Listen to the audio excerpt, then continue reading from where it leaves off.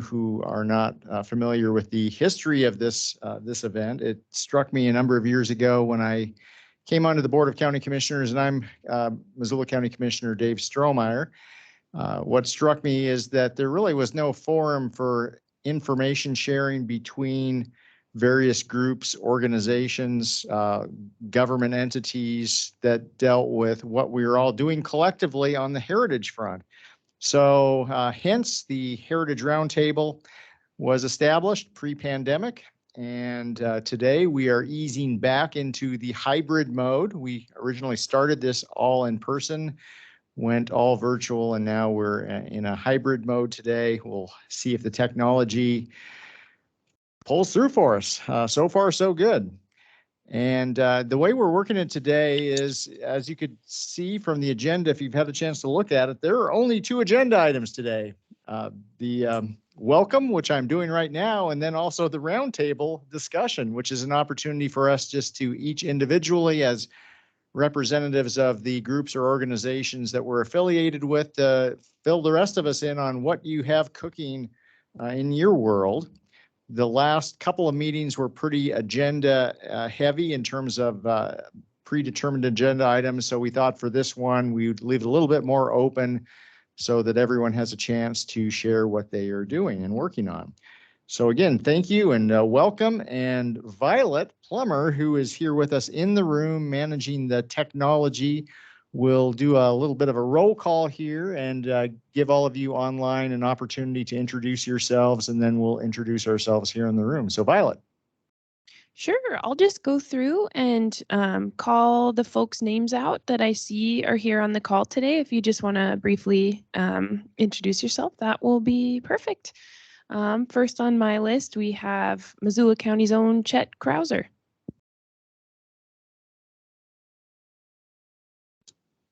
Yeah, hi everybody. I'm Chet Krauser. I'm the Director of Community and Planning Services.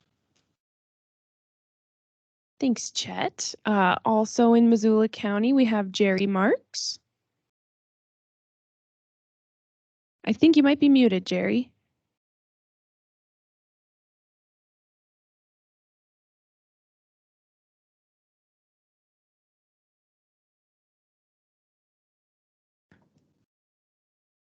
Well, while Jerry's figuring that out, that is Jerry Marks with Missoula County. Next, Violet. Yeah, next we'll go to Juniper Davis. Good afternoon, everybody. Juniper Davis, Missoula County Parks, Trails, and Open Lands. Thanks, Juniper. Next we have Alan Newell.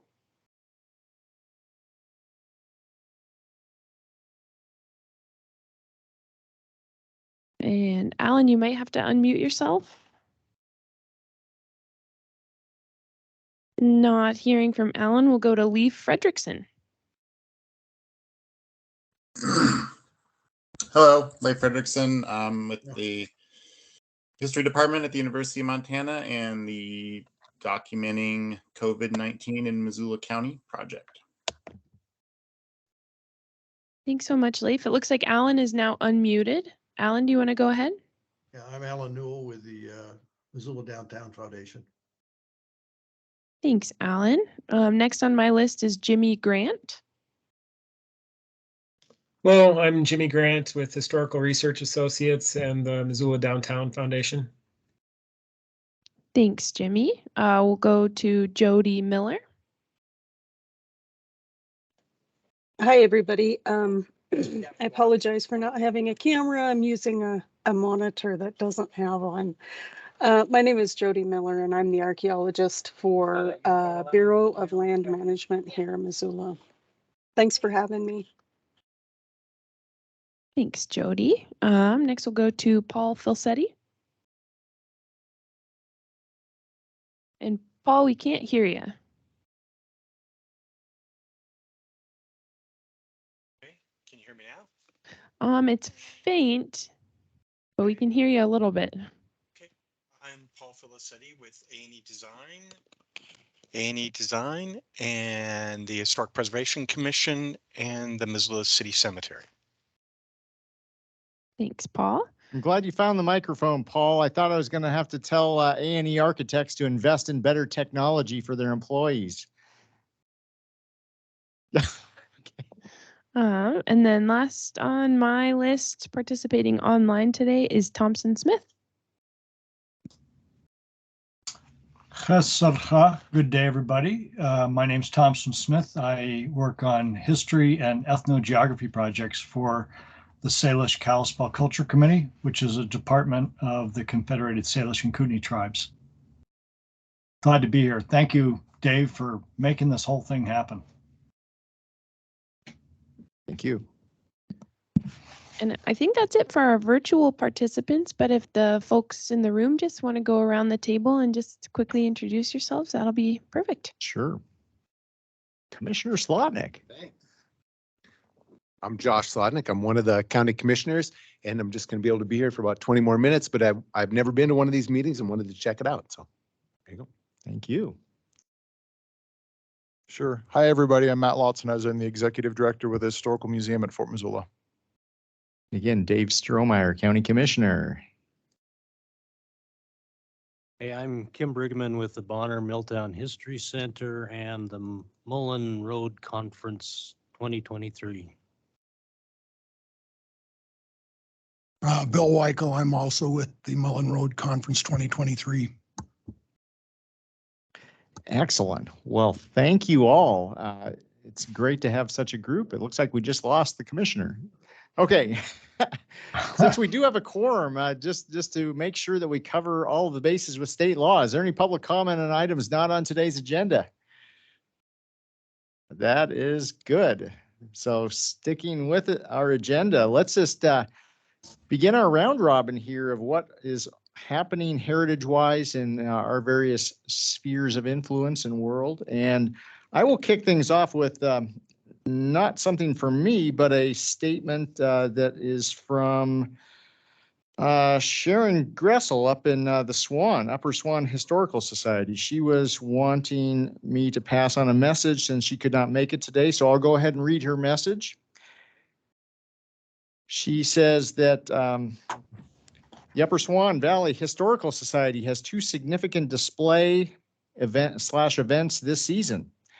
Working with the Salish Kootenai College instructor, Tim Ryan, we are planning an exhibit of a traditional Pend d'Oreille campsite that the native people used while making their seasonal rounds that included the Upper Swan Valley. The exhibit will include a teepee, bison robe, drying rack, storage containers, and several other items typically found at their camp. Our theme for this year is the presence of the Northern Pacific Railroad in the Swan Valley. Although a line was never built through the valley, the Northern Pacific was the largest private landowner in the valley, owning every other section. The NP played a significant role in the logging industry and commercial development. Several of the early homesteaders were NP employees. And just so everyone knows, the museum is located between mile marker 41 and 42 on Highway 83 north of Sealy Lake, and they are open Friday and Saturday afternoons between Memorial Day and Labor Day. Come visit. Thank you, Sharon. All right. And if at any point as we're going along, folks have questions or would like to make a comment, if you're online, please use the raise hand function, and we will try to call on you in the order in which you raise your hand. Come on up. And is there anyone on the phone, Violet? Okay. And it looks like we have Judy Matson joining us here. Very good. And we just finished up introductions. Judy, if you would like to say your name and just take one of those mics, hit the button to turn the light green. Hi, I'm Judy Matson with the Bonner Milltown History Center. Excellent. Welcome, Judy. Well, why don't we begin in the Sophie Moise room in the courthouse today, and we'll have a little discussion here and then turn it over to folks joining virtually. We will give you a few minutes, Judy, to catch your breath. So we'll begin on this side of the table. Okay. That's a quick, short question. Yes, Josh. had not heard of the entity you guys were involved in, this Mullen Conference in 2023. You do a couple sentences on what that is? We will, and just, Okay, it's Yes. I've never heard of it before.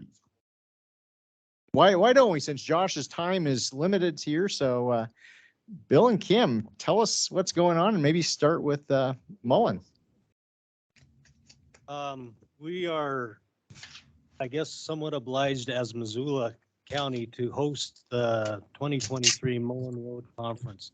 This is something that's been going on in one form or another since 1989, an annual deal. It started up in Mineral County, and Missoula County hosted it in 2009 and 2014. And we're told it's our turn to do it again in 2023. The current one, or the 2022 conference, is at Fort Benton in June 10th through 12th. And everyone, I know that there's people here today that are interested in Mullen Road history and would be well advised to look them up on Facebook to get the information of this year's conference. That said, there's no formal organization that puts these conferences on.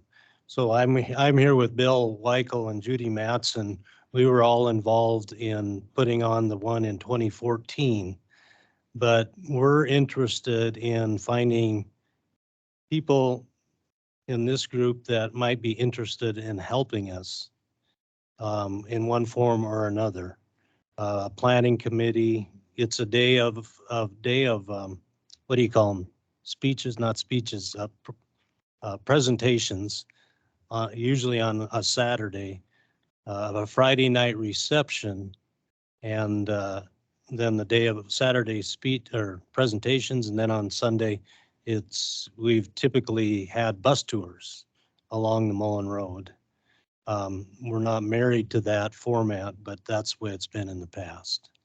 So I think there's a lot of planning to do that I'm not sure we're all we're all up to doing that. And so, and I've talked to Matt at the fort about some ideas that he has. And so that's what we're here for. And we want to encourage people to join some kind of a committee, and we need to find some kind of a nonprofit status that we can run this thing through. Kim, what are the dates again? Well, we don't have dates yet. Oh, okay. Yeah, I would, May or June. We do have conflicts. I'm not conflicts, but I know the museum associations. It's in March. So It's the in Museum March, Association conference is in March. Okay. Yeah. And the Travelers Rest, they're hosting the National Lewis and Clark Foundation convention at the end of June next year. So, and there's other things going on too that that's what we need to form a committee as such to iron out. Well, I guess as details come together for the planning committee for this event, let us know and we can push it out to this just distribution list of this group here. And if anybody here today wants to chat about it afterwards with us, or by phone or whatever, email, let us know. So Great. Bill or Judy, anything to add there? Or? Yeah, I thought I'd just point out that to elaborate on Kim's is that this event, as he says, was originally in Mineral County. And then a number of years ago, it started rotating between various places. And so we will go to Walla Walla, Spokane, maybe Kellogg, Superior, Helena. We did one in Deer Lodge, done a number of them in Fort Benton, and as Kim said, a number of them in Missoula. And it's in general is presentations in some way or another related to the time, not only John Mullen, but the time period that John Mullen was instrumental in the development of Montana. Thanks, Bill. Judy? I believe that on our bonnermilltownhistory.org website, if you type Mullen Road Conference in the search, you'll get the information that we presented in 2019, 14, way back before COVID. Well, with no formal organization, this sounds a lot like the Rainbow Family gatherings here. So It has some similarities.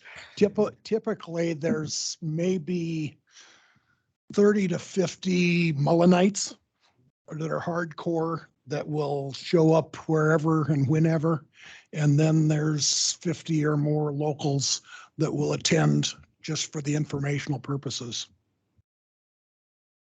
Josh, do you have a venue in mind? Well, not specifically. No, that's why we're hoping to form a steering committee. Matt has made some suggestions. The last two we had here were at Ruby's Inn on Reserve Street, and of course that's not an option anymore. So yeah, so we've been. Do you need to have a place that people can stay? Like, does it have to be at a hotel? No, it doesn't. Missoula, the last couple of times historically, we've had the Ruby's Inn was a place that we got a discount rate, and we had all of our speakers and our banquet in that facility. But there's things like in Walla Walla, the motel that they suggested was 2 miles away from their museum. And so they made accommodations in Fort Benton. A lot of it takes place at some museum in Fort Benton, and there's a number of motels and bed and breakfasts around town that people are suggested to go to. Yes. great. So Kim, another suggestion, I'd encourage you to reach out to Destination Missoula. I know I'm working with another group right now on this Buffalo Soldiers gathering we're doing in June. And they're coordinating a lot of that through Destination Missoula. And this is something that will bring people to Missoula. So there may even be, I know they do some grants and things like that as well for the program. So Emily Royston is the contact. I've been working on the Buffalo Soldiers, but she would definitely be worth a phone call to touch base with her. Thank you, Matt. And I think you suggested the county grant, historic. Do you want me to get and talk about that? Yeah. Do you want me to jump in? So I guess I'll start with that, and then I'll kind of give an update from the Historical Museum here. So we did open our Pmch grants, and I know there's a number of small organizations that are on the line and around today. The Preserving Missoula County History grants were created as part of the levy that was passed in support of the Historical Museum back in 2002, 2003. So every year we set aside about $10,000 of our mill dollars towards a grant program that we administer through the Historical Museum at Fort Missoula. Those grants will go up to $5,000 per applicant. But obviously, if we get 6 or 7 applicants and 5 great projects, they may choose to split that up and give smaller amounts than that. The application is available on our website at the Historical Museum, fortmissoulamuseum.org, or you can simply email me. I think you guys should all have my email at this point. You're welcome to reach out to me. I can email you a copy of the application. It's a fairly simple application. It's not like some of these big state grants where it's going to take you 3 months to put together the grant application. I think if it takes you more than probably an hour and a half, just give me a call and I'll help you out with it. But it's a really great program, and we've given a lot of dollars out in the community over the past almost 20 years now. I know Bonner Milltown has received a couple grants. We've sent money through Sealy, a number of other really worthy, great organizations. I think Five Valleys Land Trust last year. The grants are designed for projects that meet the mission of the Historical Museum at Fort Missoula, which is preserving Missoula County's history for the education and enjoyment of the public. So anything that fits under that mission is an eligible project for us. It does require a 501c3 to be the applicant, but we are open to something. For example, if the Mullen Road Conference would partner with another local nonprofit, the money could be given through the nonprofit for the conference. So that's available. The deadline for applications on that is June 15th, and those just come to me. Typically, I receive the applications and I kind of act as the grant administrator for that. And then I pass those on to our selection committee, which is a number of folks here in the community that's coordinated through our trustees of the museum. And then the trustees vote on the final awards at the July board meeting. So it's a pretty quick turnaround. You apply by June 15th, and typically by the end of July, you know whether you get funded on it or not, which, having written a few grants, that's a pretty nice timeline. So, okay. So you want me to do a couple more, or you guys?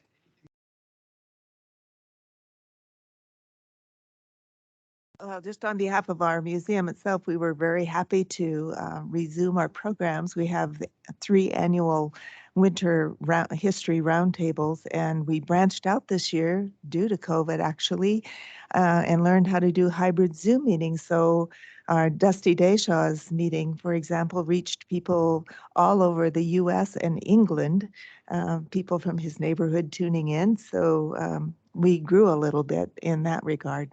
What was Dusty presenting on? The history of Marshall Grade. Fascinating. Sorry, I missed It that. is now available on MCAT On Demand if you want to. Okay, catch up there with we that. go. Thank you, Judy. All right. All right, back to you, Matt. Okay, a couple quick updates from the Historical Museum. The first one I kind of mentioned briefly in the Pmch grants is that we are hosting the first ever Buffalo Soldiers Gathering at Fort Missoula. It is actually a group that's going to bring in a number of reenactors and folks that are enthusiasts about the Buffalo Soldiers history. It's going to run from June 14th through June 19th. And there's a schedule. I don't have the website in front of me, unfortunately. But if you reach out to me, I'm happy to provide that for you. But there are a number of events, everything from dinners to a golf outing. There's a field trip day going to Wallace, Idaho, where they're going to take buses over to Wallace and learn about the Buffalo Soldiers history there.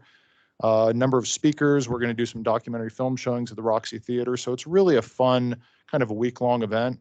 But the thing I'm probably most excited about is on Sunday, June 19th, the Historical Museum is going to host the first ever Juneteenth event. So Juneteenth, of course, was named as a national holiday last year. We have a number of speakers lined up, a number of wonderful dignitaries, 2 of which are sitting to my right and left. They're going to come out and do a welcome for the event. We're really excited. We're going to have a number of dignitaries that are going to be there to do a welcome and kind of talk about briefly what the importance is of this new holiday. And then the keynote that'll take place immediately after our folks that'll do their welcomes is going to be Dr. Tobin Shear from University of Montana, and he's going to present on why Juneteenth is important to all Americans. So we're excited about that. And then there's a break for lunch and then more speakers in the afternoon. So it should be a really fun day. We're looking to have food trucks and things like that. The Juneteenth event kicks off at 10 a.m. on June 19th. And actually the beginning, we have a number of reenactors that are going to come in potentially on horse, which we're really hoping happens, to come in and actually read Order Number 3, which was the order that officially ended slavery in the state of Texas, which at the time was the last state that had legalized slavery. So it was the official end of slavery. So just incredibly excited about that program. And that is entirely open to the public. And we really hope the community comes out and supports us in that event. A couple other quick things just to mention, much like Judy, we're incredibly excited. We're back to a full schedule, hopefully this year, provided nothing changes. We actually had our forestry day this past weekend. Huge crowds for it, much bigger than I think we've had in the 8 years that I've been here. So it was a really great event, very positive feedback on it. Good fundraiser for the Woodsman's team, which is always great. Next up is that Juneteenth event, and then of course 4th of July. Cheese curds at the fair, book sale, you name it. So we are looking to get back to that full schedule again this year. 2 quick project updates I have. Locomotive, I know a lot of folks on the line are interested or have heard about the Locomotive project. We are moving forward on it. We still have some fundraising to do, but some of the things we hope to get done this year are we've gotten the stack restored and we're going to get that reattached to the locomotive.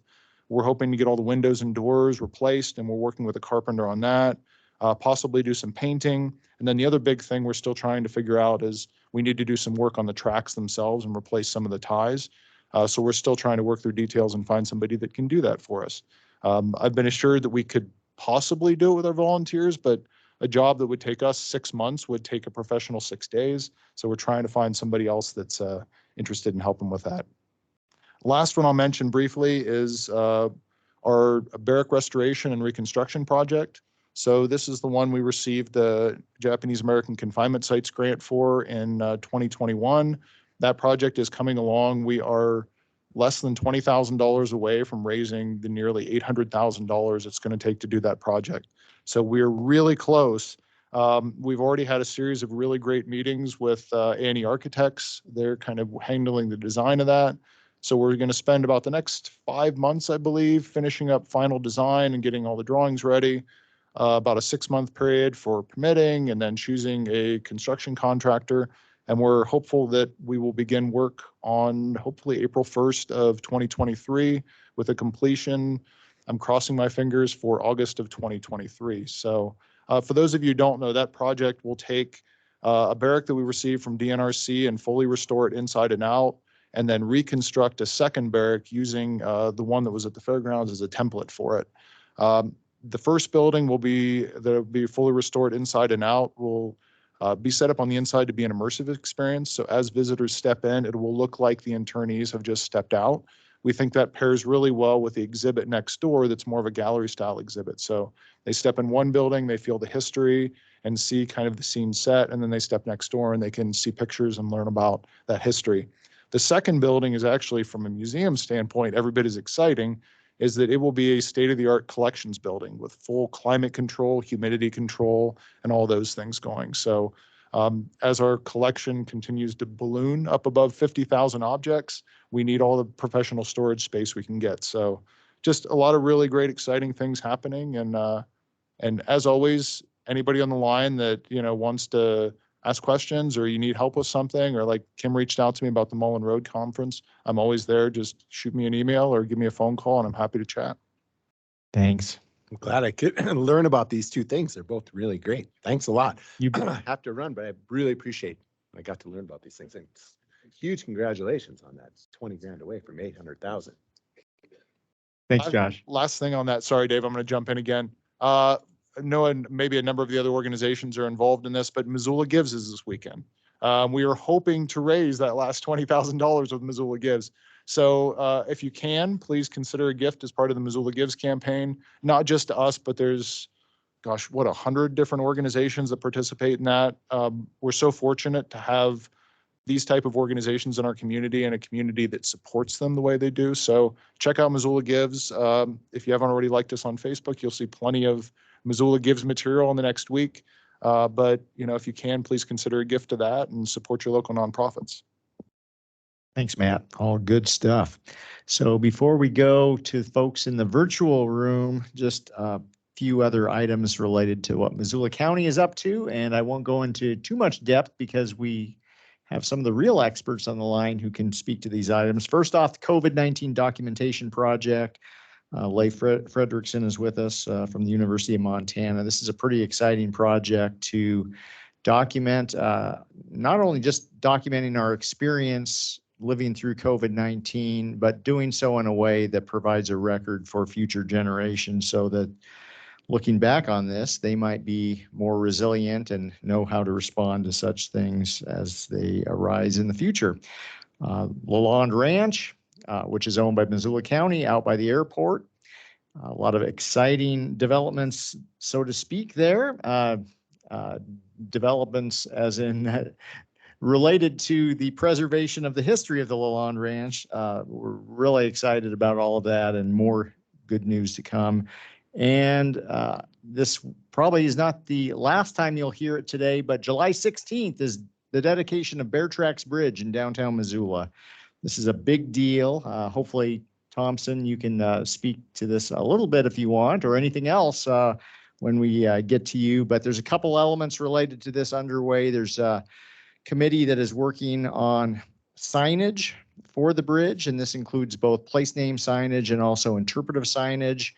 And then there is also a group that will kick off its first meeting, I believe, tomorrow, to do event planning. So not unlike the Mullen event coming up next year, us on a much more compressed time frame are needing to do some event planning for the dedication itself on July 16th. So with that, Violet, would you mind just running through the list of everyone line, and if you could just call out their names, and if folks want to provide an update, feel free. Do not feel compelled to do so if you don't want to. Yeah, you bet. I'll go just in the same order that I ran through the roll call with. So we'll start with Chet again. Yeah, so Dave mentioned Lalonde, but I think I might defer that one to Juniper if she's still on the line and give her a chance to speak to that, since that's kind of fallen in her wheelhouse. I mean, I know there's a number of other folks on the call too that have been involved with that project. I'll just say that I think we've gained some pretty good momentum, and we have some kind of good ideas for that moving forward, and hopefully we'll continue to see some progress there. But other than that, I don't know that I have any other updates, but happy to be here and appreciate the folks for coming to another Heritage Roundtable. Thanks, Chet. Thanks, Chet. How about Jerry Marks? Well, I don't know if I got anything new. When I last time talked about the fairgrounds, and we're progressing on that, and we'll have another meeting in the future. Jerry, how's the construction going for folks who've not been monitoring that? Can you just give a couple sentences about how things are going out there? In short words, it's going up. It's going. Okay. And if you drive by, you can certainly see it. We've got the steel frames in. We're putting in the floors, working on the ceiling. And is there still a camera up that folks can watch the construction in real time? That is true. There's actually 2 cameras on it. If you put on Join the Buzz Missoula and paste down, you will see the camera. Join the Buzz Missoula. Okay, check that out. Yeah, and drive by on South Avenue and look at the construction. It's pretty exciting. Thanks, Jerry. Yes. Thanks, Jerry. We'll go now to Juniper for an update on Lalonde Ranch, it sounds like. Yeah, hi, happy to do so. So most of you on the call would know that Missoula County has been working for the last, 5 years. I don't even know how many years to put on it. Dave, that would be for you to answer. Maybe 30. I don't know. Good point. Good point. But we've really been working on moving forward with some important initiatives out at the historic Lalonde Ranch over the last few years. Commissioner Strohmeyer brought together a group of folks, many of whom are on the call today, to participate in a facilitated kind of work group discussion that led to us developing a really good framework for how we want to move forward out there. And indeed, that framework is built around historic preservation of that site and finding ways in which we can engage and invite the community to spend time there in a really meaningful way. So we've got a good structure set up and running, and now we're kind of moving into phase 2. So phase 2 is a couple of things. So we are looking at, hopefully in this next year, doing a strategic plan / master plan. Details are TBD on exactly what we'll incorporate to that plan, although we've got actually a pretty good outline at this point. And we're really hoping that this more detailed master plan will really chart out the specific steps that we want to take in the near term to help kind of turning that site around and getting it available for interpretation and public use, and honestly just keeping the structures from further deterioration. So upcoming will be this master planning process. We're also looking hopefully at ways to leverage some county funding to start making some improvements to the main structure that's there, the formal residence of the Lalonde family. So we're pretty optimistic. We've been having a lot of conversations internally about how we can make that happen, getting that structure up to a little bit more of a habitable standpoint so that we can start inviting folks in there for engagement. And that goes hand in hand also with looking at having a nonprofit partner actually work and operate out of that building in a way that will really kind of increase engagement for the community at large, to be able to come in and experience the whole ranch and bring some sort of like vitality, I think, by having somebody there potentially in a kind of more regular fashion. So we're looking forward to that as well.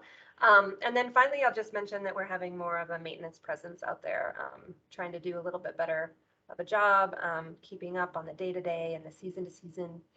So you'll, for anyone who drives by and looks out off the interstate or as they're off an expressway, you might be more likely to see some county vehicles out there doing some projects, doing some work. And finally, I'll just mention we took down the no trespassing signs, which we all joke about on that committee. So now do feel free yourselves when you're with your families or with your colleagues to stop off, park there along Expressway and walk the site and get a feel for it. And we would be interested to hear what feedback you have for us too, because we could incorporate that into the work we're doing. So I think that summarizes it, unless Commissioner Strohmeyer or Chet, you want to throw in anything additional? No, thanks, Juniper. Thanks, Juniper. And again, for folks who are wondering, the Lalonde Ranch, if you've ever been driving on Interstate 90 and as you see the exit or take the exit for the airport right across the street from Harley Davidson, well, not quite right across the street, but in that same general vicinity, next to the truck stop across the street from Big Sky Brewing, you'll see the 4-square brick house there, a couple historic barns, and a little log cabin nestled right up against the interstate. That is the remnants of the farmstead associated with the historic Lalonde Ranch. The county owns it. It was a remnant parcel of when the county split up the development park up there and subdivided it. And it is a great snapshot of the progression of agricultural history in the Missoula Valley that we hope to maintain and interpret for future generations. Yeah, Kim.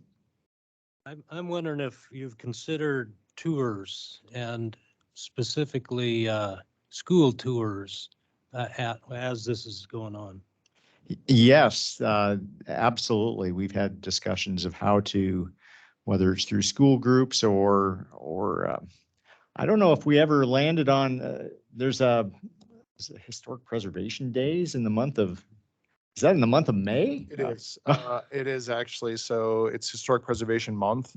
I think Elizabeth Johnson, the Historic Preservation Officer, has been doing some planning around that, and the HPC works on it. I mean, potentially Paul might know. Paul, you probably know a little bit about this Historic Preservation Month for the HPC. Are you guys planning it? Yes. Paul, do you want to jump in? Sure.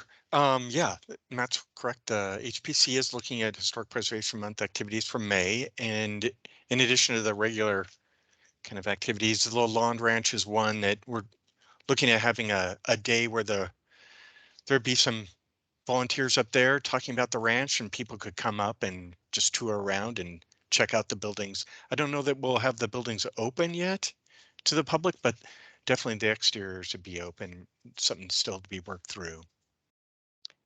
Thanks. Yeah, I'm maybe I shouldn't be surprised, but it is surprising how many folks in Missoula do not know that either this place exists or that it is owned by Missoula County. And you'd have no reason to believe such when there's no trespassing signs in the perimeter. But yeah, we definitely want to open it up and create some public interest and understanding of the site.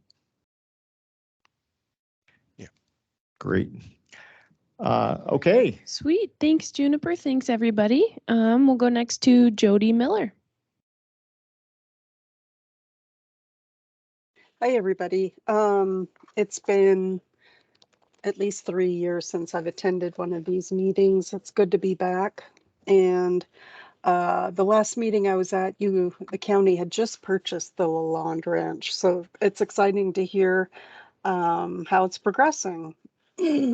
I'm reporting in for the BLM, and if you guys don't mind, I'm going to share my screen. You bet. We can give you screen sharing privileges. Okay, you're good to go. Okay, let me just close this out and just going to give you some photographs and a brief outline of some of the stuff that I've been working on up at Garnet Ghost Town. Great. If anybody on the call or in person is not familiar with Garnet Ghost Town, please let me know.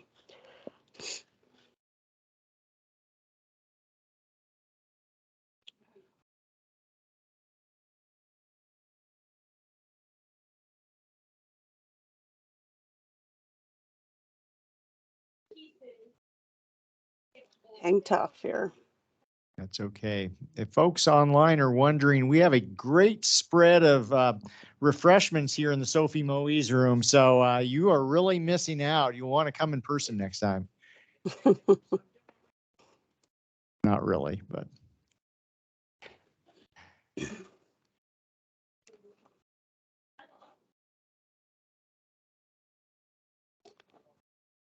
Okay.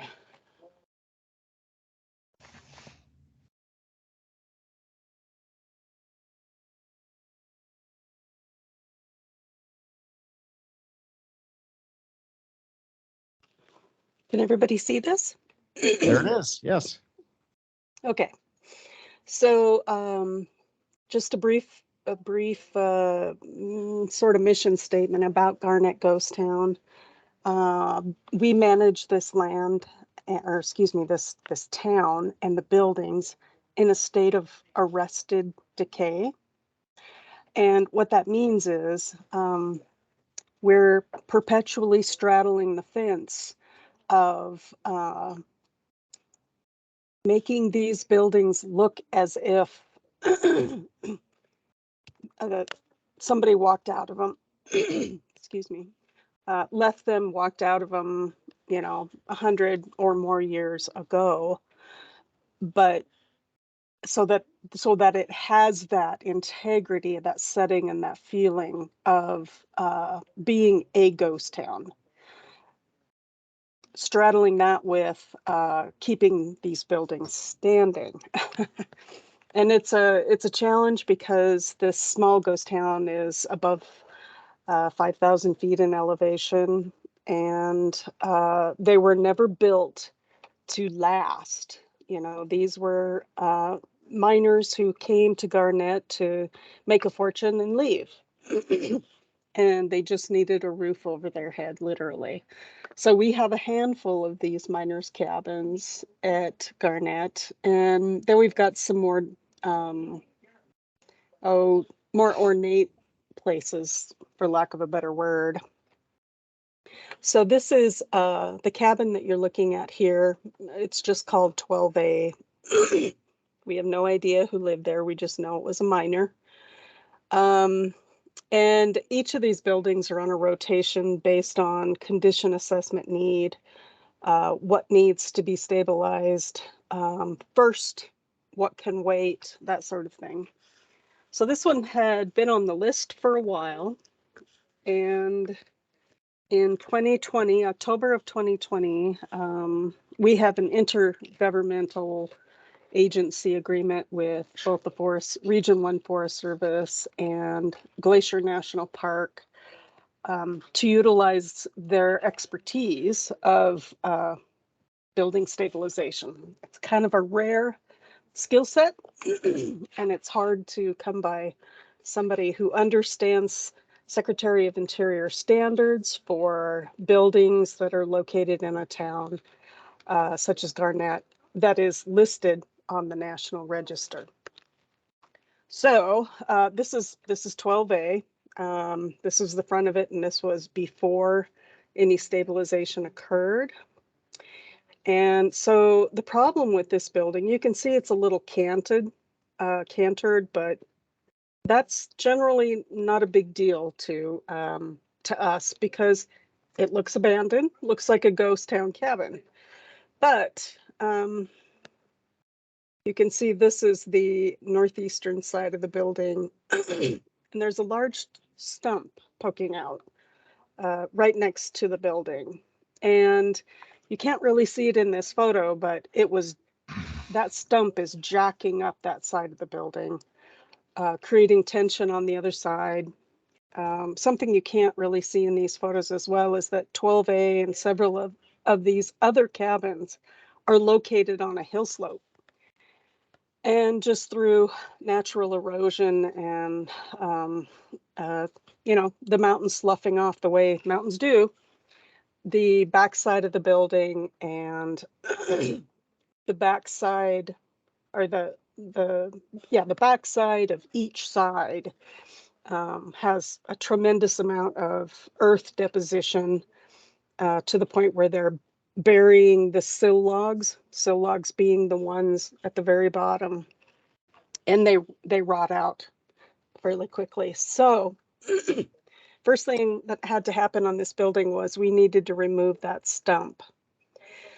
We started in October of 2020, and we had, it's called a hitch, where the Glacier Park folks come up and just start working. And it's roughly 8 days. So we started in on it, and then we got 18 inches of snow, and and the temperature dropped drastically. But we were using an excavator. You can see we've got pry bars, chainsaws, shovels, trowels, dental picks almost. We had to work on the roots that had grown under these lower sill logs into the interior of this cabin. And part of the stabilization, because stabilization is the only level of work that we do at Garnett. We don't do any rehabilitation, we don't do any reconstruction, or we don't build replicas. So stabilization is our main goal. We access these logs from near Garnett, and we bring them to the cabin site. And then new sill logs are built using hand tools, just like they were over 100 years ago. And this is Bob Monshore, one of the Glacier Park crews, who's been doing cabin stabilization up at Garnett for over 20 years for Glacier Park. We're still working on it. Far into this hitch. We knew the stump was going to be big, but we had no idea it was going to be that big. It ended up taking the entire hitch to get all of the stump out. And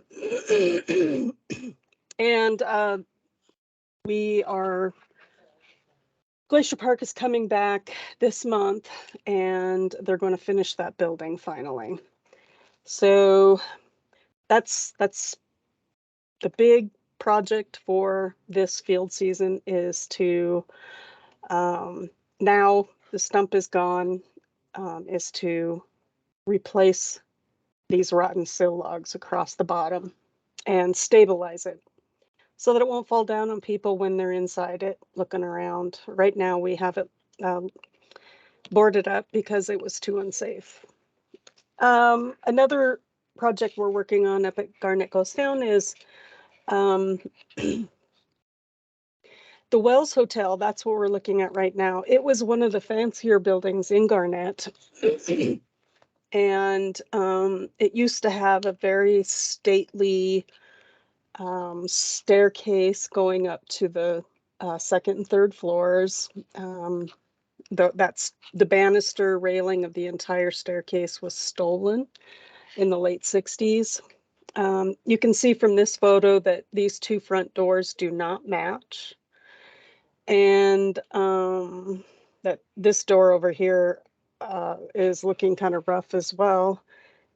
We have photos, historic photos of the front of the Wells Hotel, which showed what the original doors look like. And luckily for us, it was the door on the right that was the original door.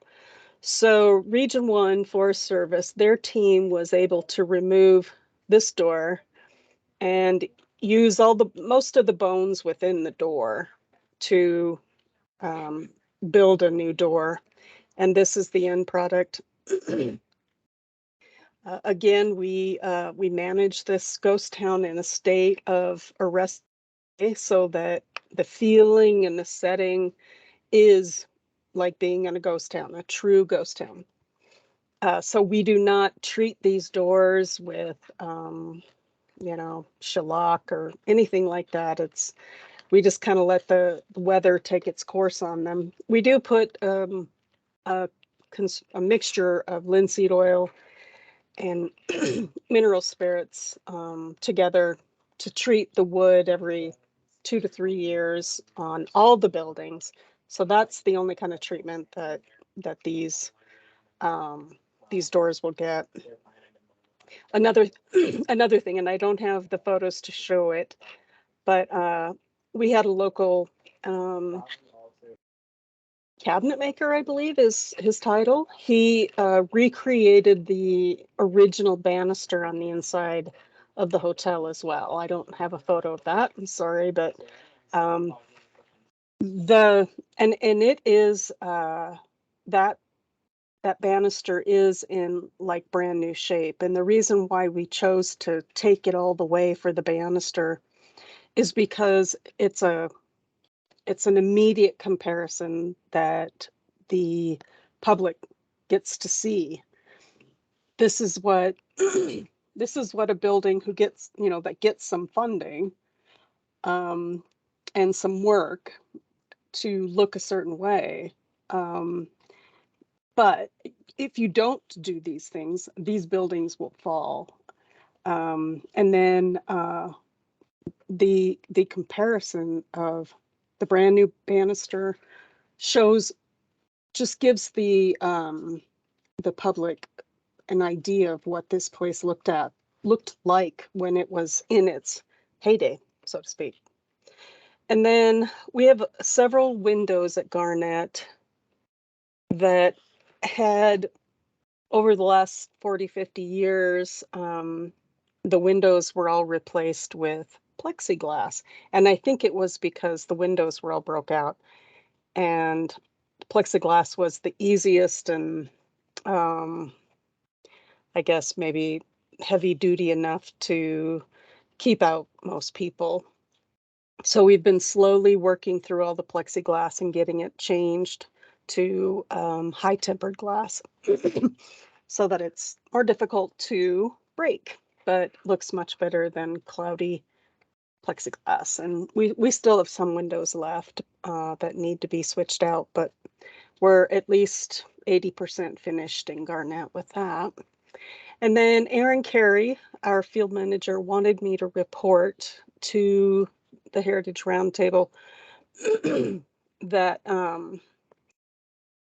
so this is in the lower Blackfoot Corridor region, and you can see that BLM has been working with TNC over the last several years, purchasing parcels of land that TNC purchased from, I believe, Stimson Lumber.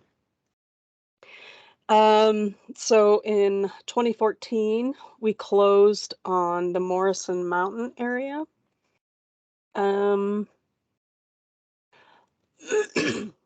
Back in the late 90s, early 2000 was the original, and that was a land exchange, not a straight purchase, when BLM became primary manager of those lands right in here. 2016, for the Morrison, it was 3,032 acres we purchased in 2014. 5,445 acres in 2016. That was the Sunflower Belmont. Middle Belmont, which was 7,268 acres, was closed in 2019. Upper Belmont, 4,480 acres. We closed on that in 2020. Another 1,120 acres in 2020 as well. This one, 9 Mile, with 2 80-acre parcels in Belmont. We just closed last month on that piece. And this is the one that's being worked on right now. It's called Woodchuck, 6,576 acres, and we should close on those parcels at the end of 2022. And then over here in the lavender and the purple, those are 12,000 acres in the Gold Creek area. We should be closing on those 23, 24. And then the Twin Creek area, 5,270 acres, possible acquisition in fiscal year 25.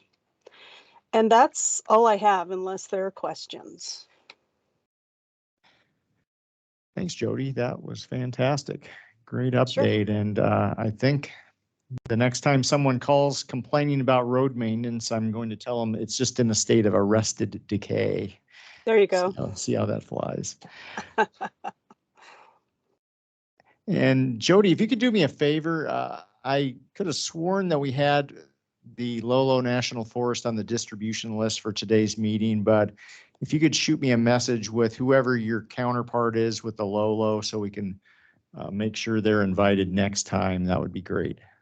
Yeah, no problem. And if you could put me on the roster for the upcoming meetings, I'll be representing BLM. Okay, very good. Thank you. Thank you. All right, back to you, Violet. Thanks, Jody. Let's see. We'll just keep moving down the list. We'll go to Leif Fredrickson.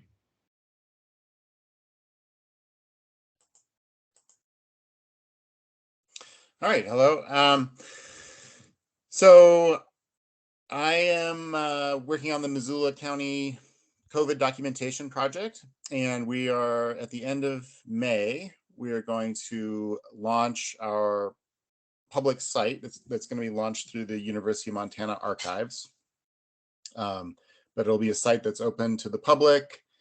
It's funded by Missoula County, and it will include collections of documents from local organizations, government agencies, nonprofits, businesses, and so on, as well as oral history interviews with a number of people that, again, as Dave mentioned, are trying to record the experience and response of the community to this pandemic. So we'll have an official launch probably at the end of this month. That won't be the end of collecting stuff. There's more. We'll have some oral histories and some documents up there, but there's more collecting that we'll be doing for a while, and still open to either individuals or organizations that are interested in contributing materials. So that's the main thing on that. And then I'm going to be taking over the directing the public history program at the history department at the University of Montana. And so, among other things, we're really trying to get students doing internships with people locally. So if you have any internship opportunities, I would really love to hear about them. And in addition to internships, if there are any sort of projects that you're working on locally that might be amenable to one of our classes working on you with, we have public history classes, and we have other classes that are more topical but have some sort of public history component. And we're always looking for real world public history projects for students to work on. So it doesn't always work out, but it's great if we can do something with people here locally who are doing projects and help them out and help our students get some experience. So we'd love to have anybody reach out if you have any ideas or interest in that sort of thing. So that's all I have. We can talk more about any of those things if people want to. I didn't want to take up too much time. Great. Thanks, Leif. Appreciate it. Thanks, Leif. Jimmy Grant put in the chat that he had to step out, but that it was nice to hear about all the heritage activities. So we'll go to Paul Felicetti. All right, thank you very much. So just a couple things. One, from the Missoula City Cemetery front. We are proceeding. We the board has selected forefront architects with DJNA to move forward with a kind of a master plan, strategic plan, implementation plan for the cemetery. So that's moving forward. It's just kind of getting started, so I don't have a lot to report on it yet. But we'll be meeting, I'm sure, this summer to go through some processes there. In addition, Elizabeth Johnson, the Historic Preservation Officer, is working up a National Register nomination for the cemetery and hopes that that can go to the State Historic Preservation Review this September and onto the Keeper later this year. So that's in the process. The other thing then from the Preservation Review Board, Historic Preservation Commission, I should say, is Preservation Month activities. There'll be, we have a meeting this week. The Preservation HPC has a meeting this week, and we'll kind of final the plans for Preservation Month and get those out so people know what the events are that primarily going to take place on Saturdays through May and culminate with a Preservation Awards gathering. Hopefully it's a gathering, in-person gathering in first week of June. And events will take place, we mentioned the Lalonde Ranch, and it include the Moon Randolph Ranch as well will be a part of that. And then a lot of just self-guided tours during the month. So that's kind of from my end. Thanks, Paul. How will folks be able to find out about any of those events this month? Yeah, I would imagine they'll be on Engage Missoula and Historic Preservation website through HPO and perhaps even posters around town. Okay, old-fashioned posters, great. Yeah, and if you want to, as I offered with the upcoming Mullen conference, if you have information that you'd like us to push out to this distribution list, shoot it our way and we'll do so. Thanks. Okay, thank you. Thanks, Paul. Last on my list here today is Thompson Smith. Okay. Thank you. Thanks, everybody. And thanks again, Dave, for making this happen. So grateful for it. And before I say anything, let me ask, when do you want to wrap this thing up? Because I want to know whether to make this short or whether to make this hyper short. Okay. We, I think, have scheduled this until 3:30, but we don't need to take up the entire amount of time. So okay. We should probably reserve a little bit of time if folks have questions about anything else they want to bring up. For sure, for sure. Well, one thing I just wanted to mention is on Saturday I had the pleasure of live streaming a one-day conference marking the retirement of my main dissertation advisor, Bill Cronin, a real towering figure in environmental history, someone I was so grateful to learn from. And one of the remarkable things about the conference and that group of scholars is the sense of community. And it made me think about this group. And again, my appreciation to you, Dave, for making this happen and beginning to grow more of a sense of community among people working on history stuff in this part of the world. You know, I have some ideas about how this might grow more in the future, that rather than updating, which is really valuable and important, absolutely great that we do this, but it would be interesting to see if there would be ways to engage more with the substance of history, of maybe sharing, having one person rotating and having a person give a talk and then having others offer comments or reflections on a discussion or maybe a shared reading. Just an idea, Dave, since I know you don't have enough to do already. Thanks. We'll throw that into the hopper. Okay, that sounds like not going to happen. But no, that is a great idea. We want to keep this interesting and relevant and engaging for everyone.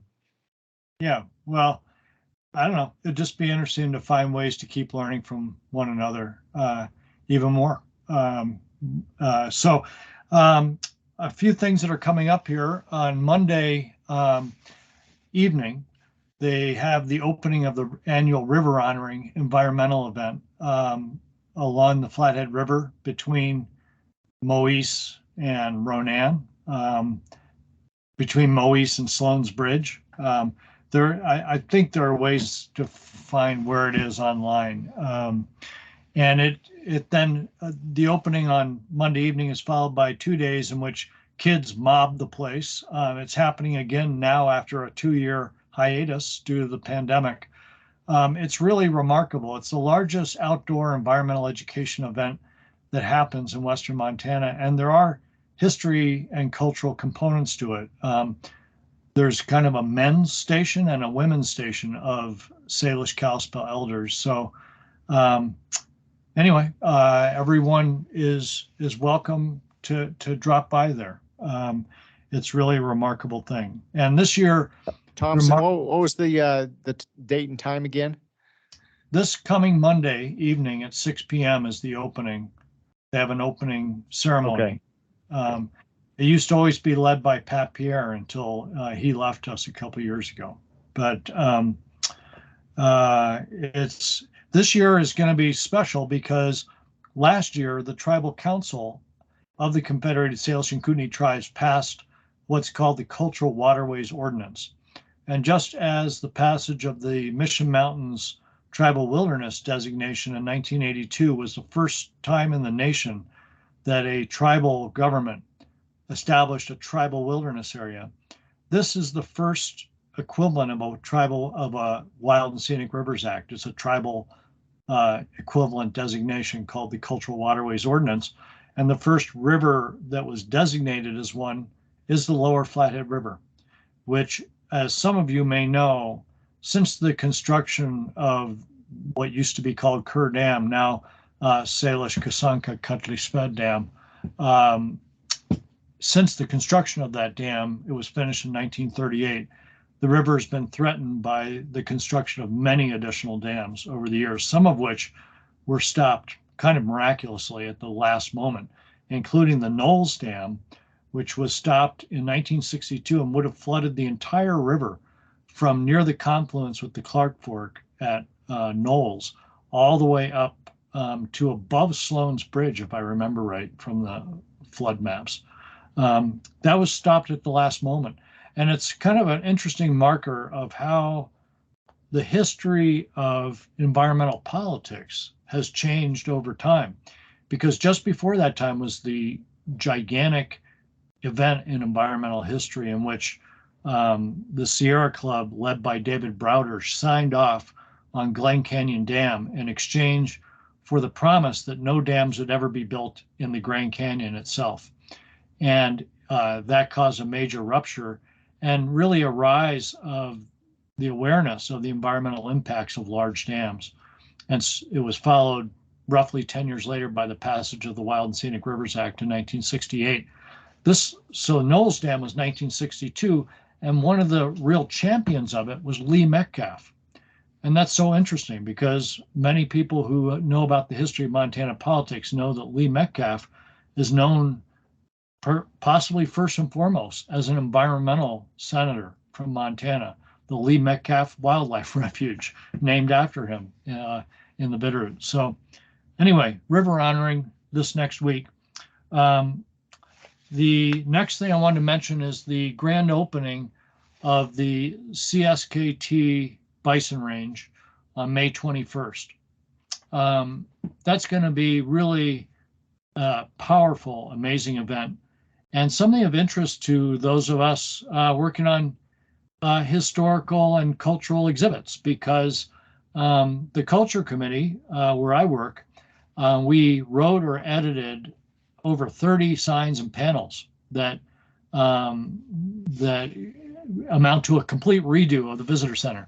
And we often said when there was controversy around the Bison Range being returned to the tribes that the main difference for the visiting public is more interesting interpretation.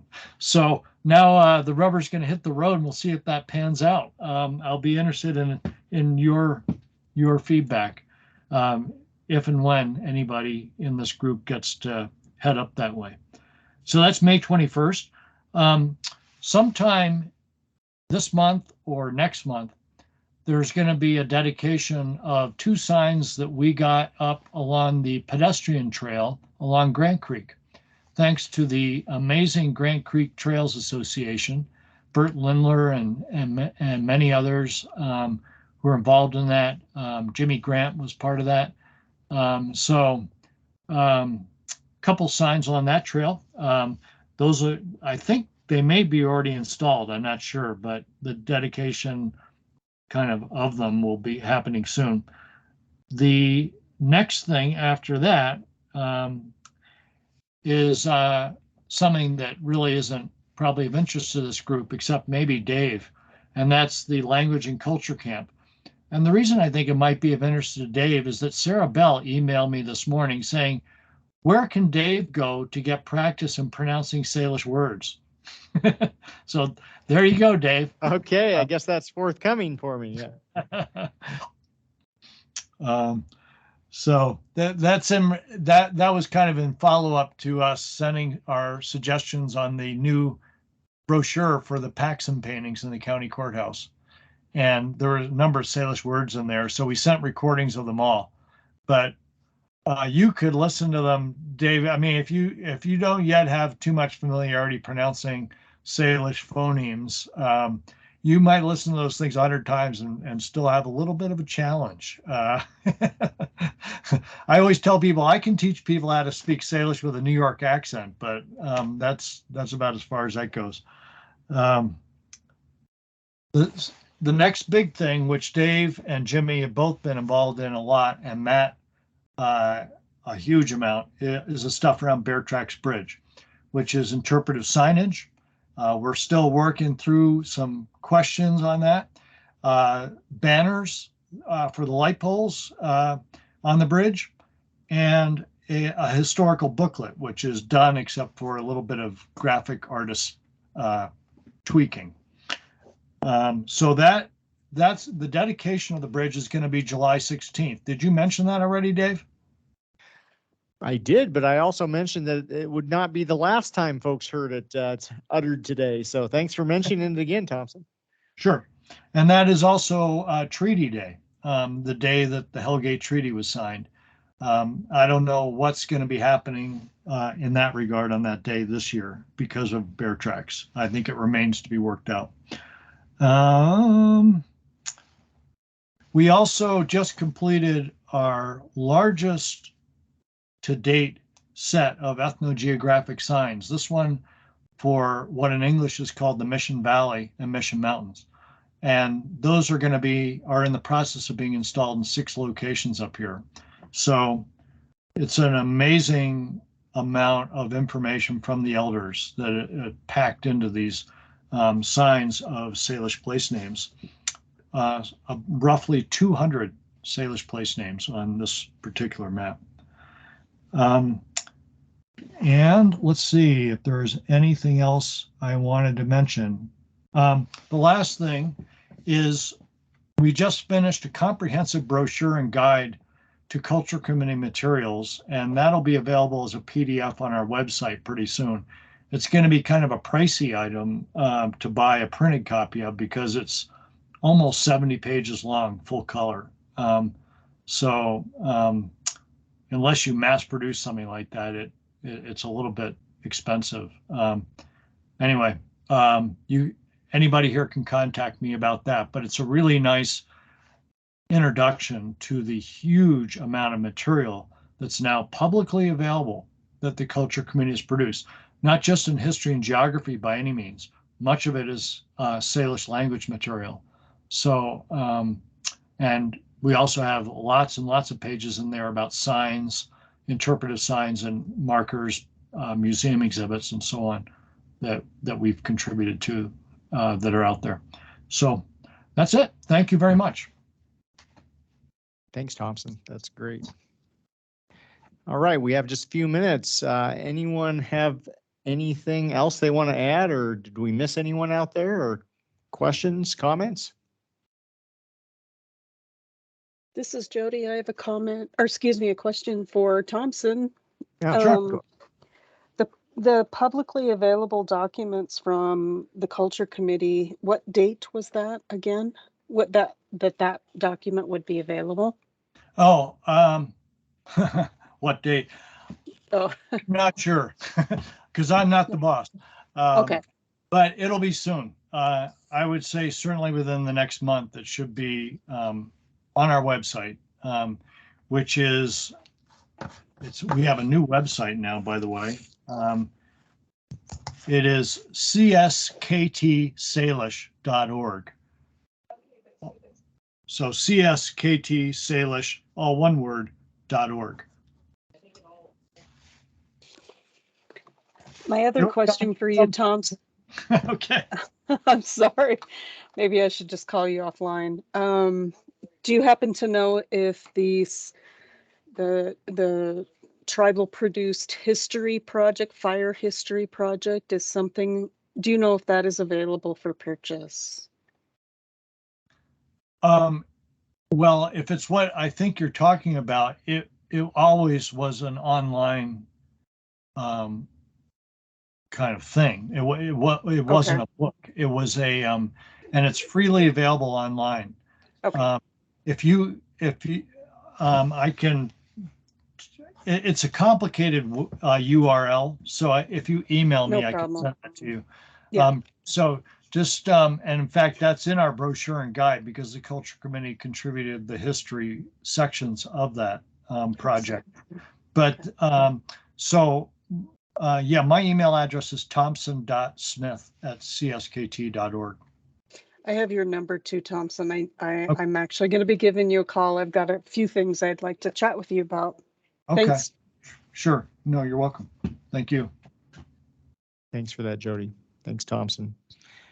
I did get a message from Dan Hall, who could not make it today. He wanted me to note that I think it's at the next upcoming or an upcoming planning board meeting, there will be a discussion about the proposed development project out at the Old Post Hospital. Are you aware of that, Matt, coming up? Yeah, so Elizabeth has let me give me a heads up. I believe, and Paul might have a little more on this, but I believe the developer that has plans for the post hospital will be presenting their most recent version of their plans to the HPC at the next meeting. I don't believe that there's an opportunity to make public comment at that meeting. That would happen at the subsequent meeting after the original presentation. So it's the HPC, not the planning board. I don't know about planning board. I just know about the HPC. Okay, I might have been confusing getting my government entities confused. Yes, it's easy enough to do. Okay, anything else from anyone? And I think Matt. So I just have to say, Thompson, you took me back to my grad school years. I remember reading Cronin's Changes in the Land and Crosby's Environmental Imperialism, both in graduate school, and I absolutely love those books. And then I'm history nerding out on you right now, but there was another one. Thompson, have you read Eisenberg's Destruction of the Bison? Absolutely, yeah. Okay. Yeah, great book. Okay. I like that one. I like Changes, but I'm not a fan of Crosby's book. No. We can talk about that later without. Okay. Definitely. But yeah, it's funny. It's when it's we can talk about it, but it's been over 20 years since I read them. So I don't know how much I'm going to remember of them, but yeah, it popped into my head when you said Cronin and I looked it up and I'm like, oh, I remember that book. So, okay, that's my history geek out moment. No, if there's ever a place to geek out or nerd out about history, this would be the government forum to do so. So anything else, folks?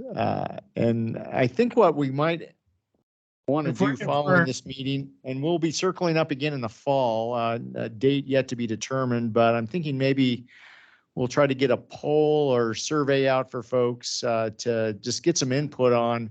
And I think Thompson offered some good ideas as far as ways in which we can keep this fresh and engaging, but this is meant to be a forum for all of you. And I want to see this continue on and be as useful and as productive for all of you as possible. Okay. One last question. Oh, yes. This is Jody again. There was a lot of information given out by several people today. I wrote as fast as I could, but I've got holes in my notes, and I was wondering if anybody was taking notes or anything like that. It says recording and transcription is happening. Oh, okay. So the Hey, meeting this was is recorded. Kyla. Kyla. I do have the meeting recording and I can write a brief synopsis and then I'll send this out to the entirety of the group, all present and those who were unable to attend, so they can have a link to this recording as well as any of the other documentation. If any of you did have documentation that you would like to share with the group, go ahead and shoot me or Dave an email. We'll make to get that in the follow-up as well. Kim. I Thanks, Kyle. wonder if we ought to systematically send in our notes. If we have them. I think that's a great idea. So if folks on the line here today or in the room have any notes or synopsis of what you presented, if you could shoot that our way, that would be great. And then Kyla can fold that into the minutes for this meeting, along with the link to the recording, and then we can push all that back out to everyone. So you'll have all that information at your fingertips. Say within the next week, if you could get us your notes, that would be great. Okay, well, thanks so much, everyone. This has been a great discussion. Obviously, there's a lot of interesting and good work being done throughout Missoula County. If there are folks who you think would be interested in this forum, but we're not at today's meeting, the next time we circle up, please do share with them or share with us who you think ought to be at the table, who was not at the table, and we'll make sure that they are here. All right. Thanks, everyone. Have a great day. Okay. Thank you. Bye-bye. Goodbye. Thank you.